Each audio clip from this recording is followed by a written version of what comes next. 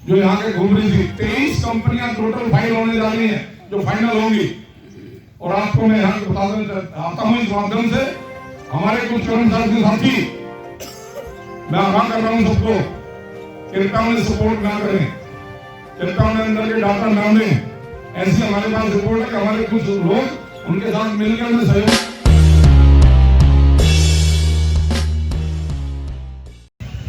वो आया कहां से, क्यों आया, इसलिए आया। हमारे भाग्य का फैसला, ये टेक्निकल वर्कशॉप है, इन कर्मचारियों के भाग का फैसला एक इन्फेंट्री के जनरल साहब करते हैं, जिन्होंने कभी टैंक नहीं देखा। टैंक आर्मड फोर्सेस का है। जनरल डीबी सेक्रेटर कोई सरकार ने लगाया कि जो कैसे बेचे जा सकते हैं, आप इस पर स्टडी करिए। और कुछ सरकार के चमचे उसमें मेंबर बना दिए गए। और जनरल सेक्रेटर कहते हैं कि जितने भी ऑटो बेस वर्कशॉप हैं, इनको निजीकरण अगर इनका कर दिया जाए तो बहुत अच्छा होगा। साथियों, ये रिकमेंडेशन उनकी थी। दुर्भाग्य इस बात का है कि भारत सरकार आज तक गोको की रिपोर्ट पब्लिश नहीं कर पाई है। जनरल सेक्रेटर की रिपोर्ट आज तक किसी ने देखी नहीं है। यह सबसे बड़ा न्याय है और दुर्भाग्यपूर्ण है। साथियों, 505 का नंबर क्यों आया? जैसा पूर्व वक्ताओं ने बताया कि नंबर 512 का था, पर वहां कुछ ऐसे गद्दार अधिकारी बैठे हुए थे बीच में, जिन्होंने बताया कि 2200 करोड़ रुपए और 17 एकड़ लैंड 505 को मिल चुकी है और दिल्ली की राजधानी में इससे बढ़िया कहीं मौका नहीं मिल सकता है। पूरा में जाके क्या करोगे साथियों?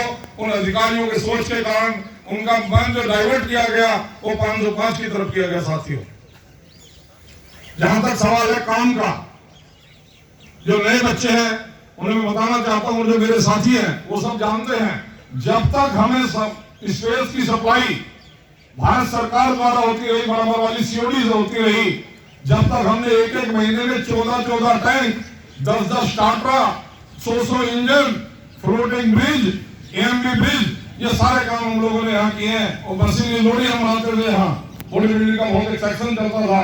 साथियों, यहाँ काम की कोई कमी नहीं थी और काम करने वालों की कोई कमी नहीं थी।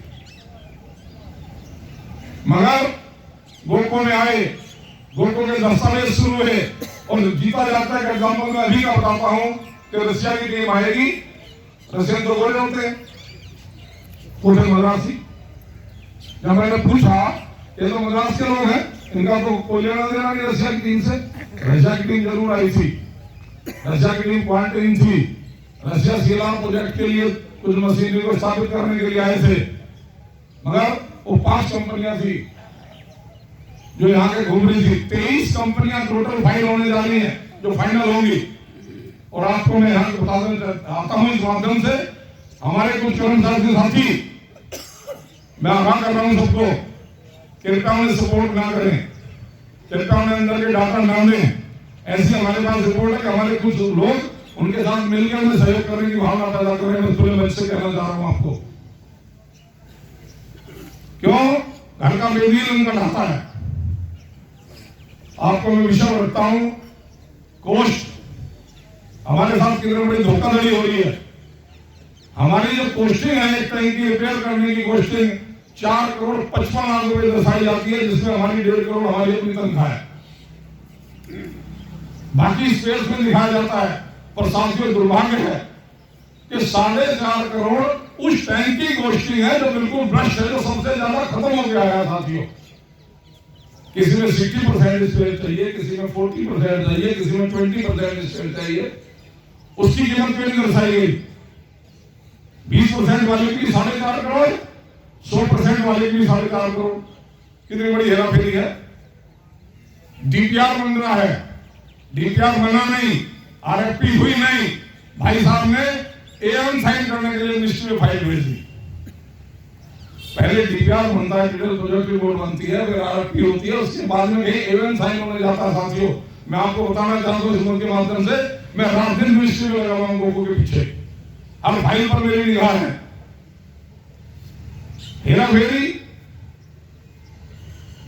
प्रोजेक्ट की गई हमारी कोस्ट 6 करोड़ 35 लाख रुपए, एक्चुअल कॉस्ट 455, प्रोड्यूस की गई 6 करोड़ 35 लाख रुपए।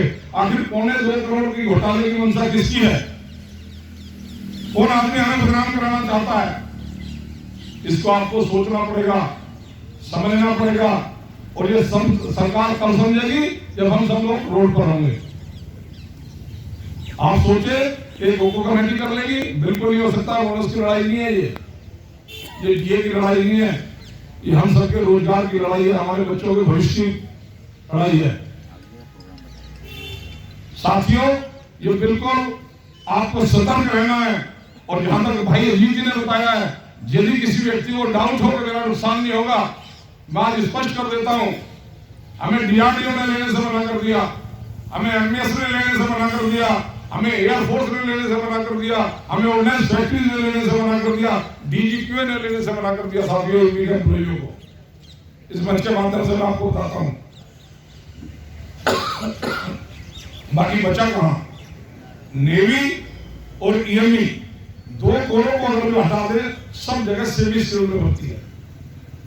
आज जो मेरे साथी हैं, जो पार्ट 1 कैटेगरी से हम कहते हैं, इंस्ट्रूमेंट मैकेनिक, इलेक्ट्रिकल मैकेनिक, जो मेरे साथी हैं, जो मेरे साथ के भर्ती है, लगभग सबकी बेसिक 70-72-75 हजार के आसपास है। जब वो व्यक्ति लेबर में जाएगा, लेबर में ग्रेड 1 जो पार्ट 1 है, लेवल 1 है, उसकी मैक्सिमम 56,900 रुपए बेसिक है। सरकार कहती है हम आपका रोजगार नहीं खाएंगे, आपकी तनख्वाह कम नहीं करेंगे। 56,900 डिफेंस करके पीपी बना दी जाएगी, पे प्रोडक्शन, तो लोग कहते हैं इसमें तो लॉस ही नहीं हुआ।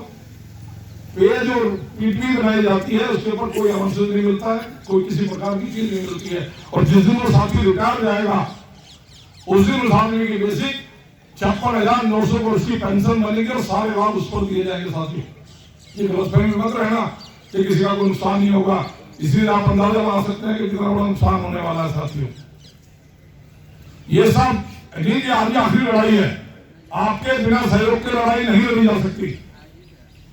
कोई सोचे अजीत लड़ लेगा, वीरेंद्र लड़ लेगा, गोको कमेटी लड़ेगी, नहीं।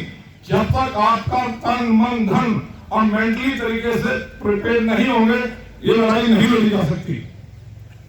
इसी कड़ी को आगे बढ़ाते हुए मैं आपको एक कार्यक्रम की घोषणा करता हूं। आज 22 तारीख से लेके 22 तारीख वाला जो सप्ताह है, सभी एम्प्लॉयर्स से हमारी विनती है कि सब लोग 8 बजे यहां पहुंचेंगे और 8:30 बजे तक हम लोग डेली सरकार की हजियत करेंगे, गो को वापस के लिए स्लोगन करेंगे।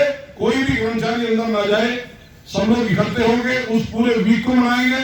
और यदि सरकार हमारे से वार्ता को तैयार नहीं होती है, उसके बाद एक जन आंदोलन खड़ा करेंगे। और ये जो इस प्रकार के कार्यक्रम है, हम सारी ऑटोमेस वर्कशॉपों के साथ हम टच में हैं।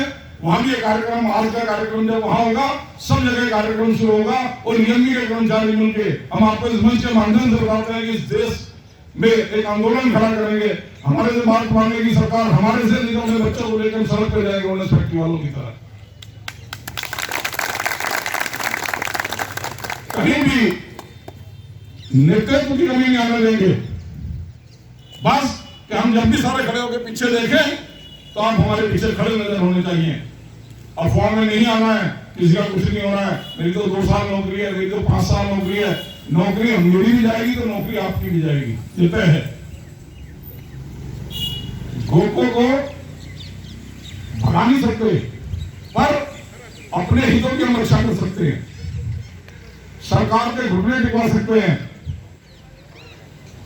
इसीलिए साथियों, अपनी एकता बनाए रखना, किसी के बहकाए में नहीं आना है। और यहाँ पर सेंडो पीएम जो स्टार्ट होगा, मैं फिर बता रहा हूँ उसके माध्यम से, वो कंपनी के 150-200 लोग भी आएंगे जो आपके बीच में घुस के आपका काम करेंगे, आपसे काम सीखेंगे, आपको हर प्रकार का प्रलोभन देंगे, किसी को गाड़ी का लालच देंगे, किसी को दारू का लालच देंगे, कुछ भी देंगे। किसी के बहकाए में आने की जरूरत नहीं है, उनको कतई सहयोग करने की जरूरत नहीं है। इस बारे में हम कमांडेंट साहब को पहले बता चुके हैं कि अपने अधिकारियों से कहना, किसी भी अधिकारी को ये जरूरत नहीं है कि कंपनी को सहयोग करने के लिए हमारे वर्कर को दबाव दिया जाए, वो हम बर्दाश्त नहीं करेंगे। साथियों, मैं अपनी वाणी को यही विराम देता हूं और आपसे पुनः अपील करता हूं कि जो भी ज्वाइंट एक्शन कमेटी के द्वारा जो भी कार्यक्रम आता है, आज की एकता की तरह उसमें एकता के साथ शामिल होंगे। धन्यवाद। जय हिंद, जय भारत। धन्यवाद बिल्कुल शर्मा जी, आप सब आए इसका धन्यवाद।